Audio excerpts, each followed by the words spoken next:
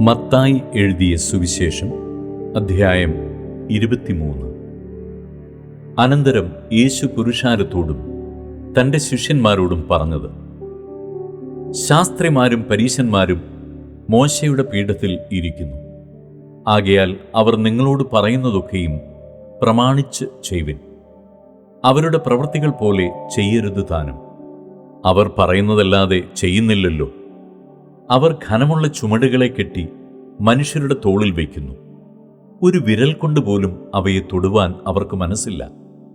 അവർ തങ്ങളുടെ പ്രവൃത്തികളെല്ലാം മനുഷ്യർ കാണേണ്ടതിനത്രേ ചെയ്യുന്നത്. തങ്ങളുടെ മന്ത്രപ്പട്ട വീതിയാക്കി തൊങ്ങൽ വലുതാക്കുന്നു.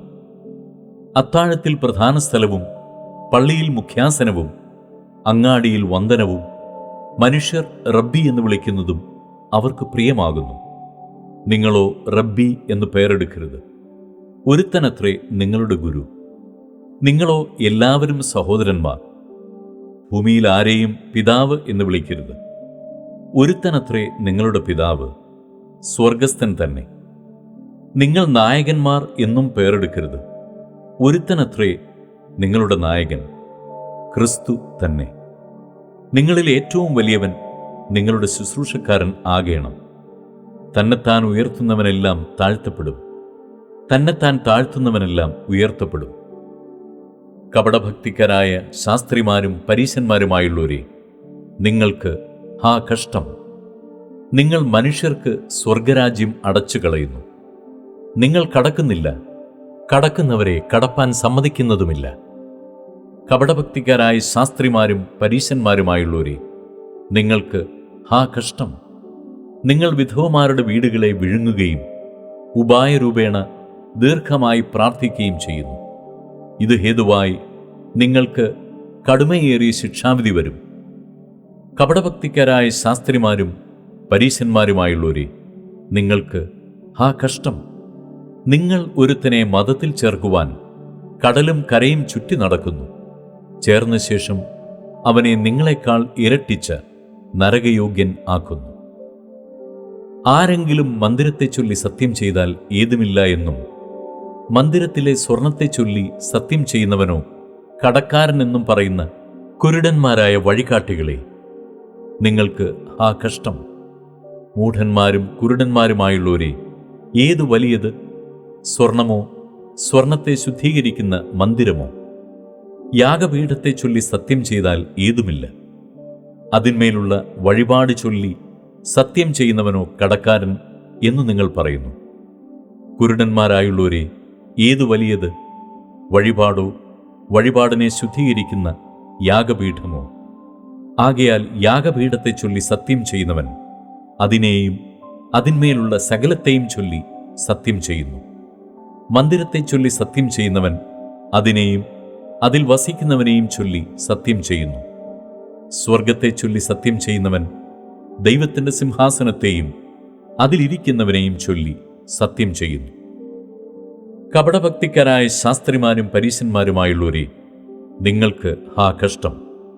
നിങ്ങൾ തുളസി, ചതകുപ്പ, ജീരകം ഇവയിൽ പതാരം കൊടുക്കുകയും ന്യായം, കരുണ, വിശ്വസ്തത ഇങ്ങനെ ന്യായപ്രമാണത്തിൽ ഘനമേറിയവ ത്യജിച്ചു കളയുകയും ചെയ്യുന്നു.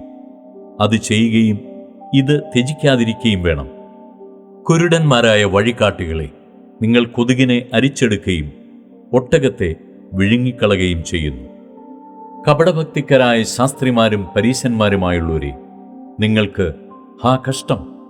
നിങ്ങൾ കിണ്ടികിണ്ണങ്ങളുടെ പുറം വെടിപ്പാക്കുന്നു, അകത്തോ കവർച്ചയും അതിക്രമവും നിറഞ്ഞിരിക്കുന്നു.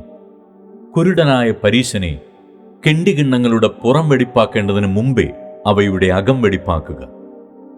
കപടഭക്തിക്കാരായ ശാസ്ത്രിമാരും പരീശന്മാരുമായുള്ളവരെ, നിങ്ങൾക്ക് ഹാ കഷ്ടം!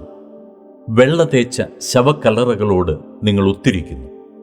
അവ പുറമേ അഴകായി ശോഭിക്കുന്നെങ്കിലും അകമേ ചത്തവരുടെ അസ്ഥികളും സകലവിധ അശുദ്ധിയും നിറഞ്ഞിരിക്കുന്നു. അങ്ങനെ തന്നെ പുറമേ നിങ്ങൾ നീതിമാന്മാർ എന്ന് മനുഷ്യർക്ക് തോന്നുന്നു, അകമേയോ കപടഭക്തിയും അധർമ്മവും നിറഞ്ഞവരത്രേ. കപടഭക്തിക്കാരായ ശാസ്ത്രിമാരും പരീശന്മാരുമായുള്ളവരെ, നിങ്ങൾക്ക് ഹാ കഷ്ടം! നിങ്ങൾ പ്രവാചകന്മാരുടെ കല്ലറകളെ പണിതും നീതിമാന്മാരുടെ കല്ലറകളെ അലങ്കരിച്ചും കൊണ്ട് ഞങ്ങൾ പിതാക്കന്മാരുടെ കാലത്ത് ഉണ്ടായിരുന്നുവെങ്കിൽ പ്രവാചകന്മാരെ കൊല്ലുന്നതിൽ കൂട്ടാളികളാകെയില്ലായിരുന്നു എന്ന് പറയുന്നു. അങ്ങനെ നിങ്ങൾ പ്രവാചകന്മാരെ കൊന്നവരുടെ മക്കൾ എന്ന് നിങ്ങൾ തന്നെ സാക്ഷ്യം പറയുന്നുവല്ലോ. പിതാക്കന്മാരുടെ അളവ് നിങ്ങൾ പൂരിച്ചുകൊള്ളുവിൻ. പാമ്പുകളെ, സർപ്പസന്തതികളെ, നിങ്ങൾ നരകവിധി എങ്ങനെ ഒഴിഞ്ഞു പോകും? അതുകൊണ്ട് ഞാൻ പ്രവാചകന്മാരെയും ജ്ഞാനികളെയും ശാസ്ത്രിമാരെയും നിങ്ങളുടെ അടുക്കൽ അയക്കുന്നു. അവരിൽ ചിലരെ നിങ്ങൾ ക്രൂശിച്ചു കൊല്ലുകയും ചിലരെ നിങ്ങളുടെ പള്ളികളിൽ ചമ്മട്ടി കൊണ്ട് അടിക്കുകയും പട്ടണത്തിൽ നിന്ന് പട്ടണത്തിലേക്ക് ഓടിക്കുകയും ചെയ്യും.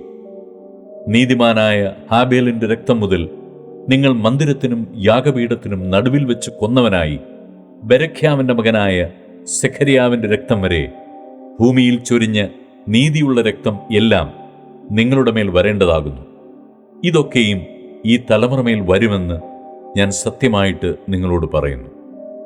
യെരൂശലേമേ, യെരൂശലേമേ, പ്രവാചകന്മാരെ കൊല്ലുകയും നിന്റെ അടുക്കൽ അയച്ചിരിക്കുന്നവരെ കല്ലെറുകയും ചെയ്യുന്നവളെ, കോഴി തൻ്റെ കുഞ്ഞുങ്ങളെ ചിറകിൻ കീഴിൽ ചേർക്കും പോലെ നിന്റെ മക്കളെ ചേർത്തുകൊള്ളുവാൻ എനിക്ക് എത്ര വട്ടം മനസ്സായിരുന്നു, നിങ്ങൾക്കോ മനസ്സായില്ല. നിങ്ങളുടെ ഭവനം ശൂന്യമായി തീരും. കർത്താവിൻ്റെ നാമത്തിൽ വരുന്നവൻ അനുഗ്രഹിക്കപ്പെട്ടവൻ എന്ന് നിങ്ങൾ പറയുവോളം നിങ്ങൾ ഇനി എന്നെ കാണുകയില്ല എന്ന് ഞാൻ നിങ്ങളോട് പറയുന്നു.